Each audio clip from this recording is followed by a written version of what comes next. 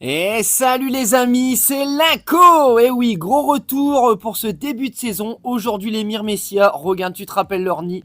Eh bien, il est dead, ça y est, elles vont déménager les amis. Mes fourmis piqueuses australiennes, les fameuses Myrmecia nigrocinta, vont emménager dans une nouvelle cuve de 30 par 30 sur Van de Haut, ça va être la folie. Et on commence tout de suite par leur créer un petit nid. Alors pour ça, j'ai pris une plaque Dickfix. C'est les plaques, tu sais, que les fourmis viennent creuser, qui sont en vente sur le site Handstore, le site allemand. Tu peux en trouver un peu partout, ça leur sert à creuser, à nidifier. C'est un nid qui va pouvoir être humidifiable. Donc je leur ai préfait quelques cavités au crayon. Comme tu peux voir, c'est très simple à moduler, à creuser.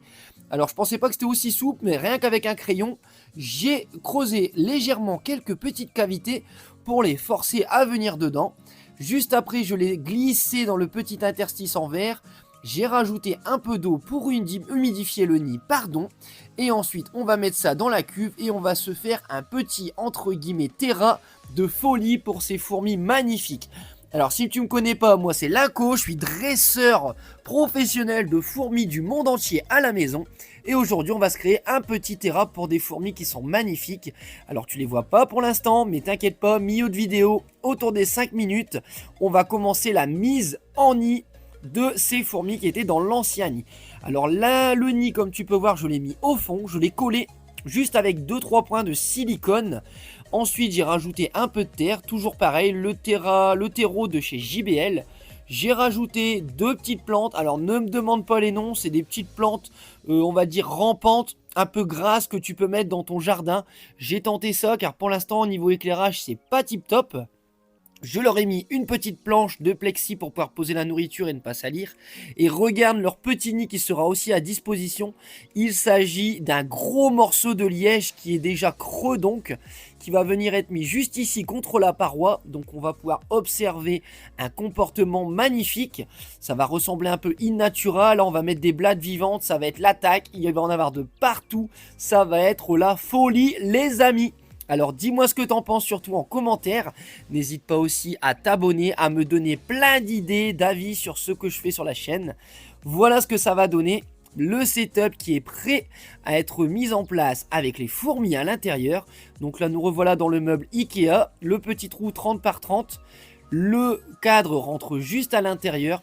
Alors le petit hic pour l'instant, c'est que j'ai pas de périphérique. Il s'agit d'une petite bande de verre tout autour pour mettre de l'anti-évasion. Sachant que ça, c'est des fourmis très piquantes, très urticantes et bien méchantes. Pour info, c'est des fourmis qui peuvent faire jusqu'à 2 cm. Donc là, on rigole pas. On n'est pas avec des petites fourmis des jardins que tu viens écraser ou qui viennent sur ton doigt. Voilà celle dont on parle depuis tout à l'heure, il s'agit de mes Myrmecia nigrocinta. Comme tu peux voir, j'ai mis plein d'huile de paraffine, c'est ce qui leur permet de ne pas s'évader actuellement. J'en ai remis plein dans le nouveau nid et c'est parti. On va essayer de choper la première. Comme tu peux voir, ce sont des fourmis sauteuses également. Et dès qu'elles te chopent, elles te passent, elles viennent te piquer. La première a été mise dans le nid, j'essaye de récupérer la pince mais elle est dessus. J'ai un peu galéré. Mais on va y arriver tranquillement les amis. La première est arrivée dans le nouveau nid. Franchement je suis trop content. On va pouvoir faire des images déjà qui vont être qualitatives. Car je vais pouvoir filmer par le dessus et sur les côtés de ce grand entre guillemets petit terrain. Qui va être vraiment chouette pour voir un peu l'instinct des fourmis ici. Piqueuses sauvages. Donc maintenant c'est parti. Je viens les choper une à une. Alors pour info, il s'agit d'une pince très souple pour ne pas abîmer les fourmis. Je vais prendre la même chose aussi pour le couvain et tu vas voir, ça va être la galère. Ici, elles avaient creusé un petit nid au niveau de l'argile. Alors j'ai réussi à choper toutes les petites fourmis qui s'étaient cachées à l'intérieur. La pince, ouais, elle a été prise en otage. J'ai un peu galéré, il y en avait toujours 3 ou 4 dessus. Je me suis retrouvé avec une fourmi sur la main. J'ai eu de la chance, elle m'a pas piqué. J'ai eu une évasion aussi dans le terrain. Elle est vite retournée à l'intérieur, donc ça va. Et regarde ici qui j'ai réussi à choper au milieu de l'ADC de l'ancienne cuve. C'est Madame la Reine. Elle est là, tu vois, bien plus grosse que les autres. Elle est là au milieu. Elle se demande quoi? Est-ce qu'elle va se faire plaisir? Est-ce qu'elle va pas être bien? Franchement, on croise les doigts pour que tout se passe bien pour cette année 2025. L'ancien nid, parlons-en. Regarde, c'était ce petit morceau de plâtre. Alors, j'étais même pas sûr de le retirer. Je savais pas s'il était collé, s'il était juste fixé.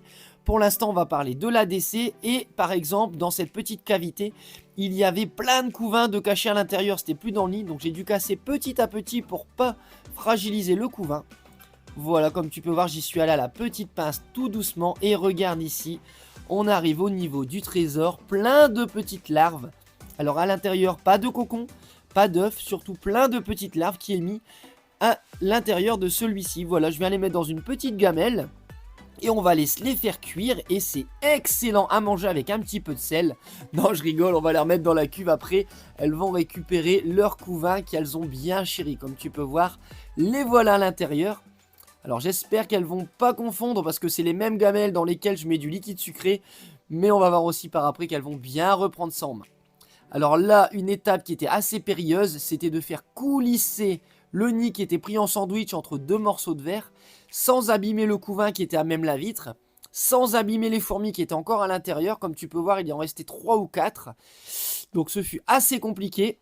Encore heureusement toujours, je me suis pas fait piquer, j'y suis allé vraiment tout doucement. Voilà, on va remonter un petit peu la vue de la caméra et tu vas voir comment je m'y suis pris pour les choper. Alors déjà, elle ne pouvait plus sortir du plâtre car le petit trou que tu vois au milieu là était contre une paroi en verre. Et là, en remontant, voilà, j'ai pu atteindre tranquillement le nid par les 3 petites cavités du haut. Alors ça, c'était un nid en plâtre que j'hydratais vraiment très peu, une fois tous les 3-4 mois. Elles sont plutôt dans des cavités sèches, j'ai l'impression, d'où le gros morceau de liège que je leur ai mis. Après, il y a le Dick Fix qui sera au fond. Si vraiment elles ont besoin d'humidité, elles viendront mettre une partie du couvain à l'intérieur. Ça, vraiment, on va pouvoir suivre leurs exploits toute cette année 2025. On croise les doigts pour que ça tienne. C'est une espèce dont on m'avait dit qu'elle allait tenir que 2 ou 3 ans. Beaucoup avaient beaucoup de défauts au niveau de la fondation. Et là, franchement, je croise les doigts. On en est à la 4e année, je crois, de mémoire. Bref, ça se passe très très bien. Et franchement, on est à plus d'une 50aine d'ouvrières. J'espère passer les 100 environ fin de cette année. Et j'ose espérer que ça se passe plutôt bien. Voilà, trêve de plaisanterie, nous voilà en haut. Comme tu peux voir, j'ai enfin accès à la cavité. Elles sont pas très affolées. Elles viennent pas m'attaquer non plus, elles ont pas peur. Là, elles essayent de prendre leur couvain pour le descendre. Voilà, j'en chope une, je la mets dans le nouveau setup. Je vais faire pareil avec la deuxième, la troisième, puis la quatrième. Et voilà, tout le monde est à même le nouveau nid. Ça y est, c'est terminé. L'ancien nid est complètement vide. Il me reste plus qu'à récupérer tout ce beau petit couvain que tu vois ici. Donc les cocons, les larves, les œufs, il en reste un petit peu de partout. Bref, je suis trop content, il n'y a pas eu de casse. Là, je vais essayer de récupérer tout ça avec la pince la plus fine que j'ai, avec le plus d'attention possible. Là, vraiment, tu peux voir, il y a encore quelques larves qui gigotent, hein, elles sont très fins pour l'instant. Alors, j'y vais. Là, c'est le moment chirurgical. Je vais venir prendre les cocons. Alors, c'est extra fin, hein. Je le sens, c'est très souple sous ma pince. J'ai réussi à prendre les œufs un par un. Comme tu vois, c'est des billes qui font à peine 1 mm. Voilà, ça y est, c'est une aire qui se tourne. Leur premier nid est HS. Donc ça, je vais pouvoir bien nettoyer cette cuve. Dis-moi si tu as des idées ce que je peux mettre à l'intérieur. J'ai pas envie de l'humidifier, garder un petit truc sec pas mal. Je pensais à mes Camponotus cruentatus par exemple. Et ici, regarde, ça y est. Les voilà tous dans leur nid de liège et leur nid Dick Fix. Leur sol en terre. Sur les côtés, j'ai mis un petit peu de fibres.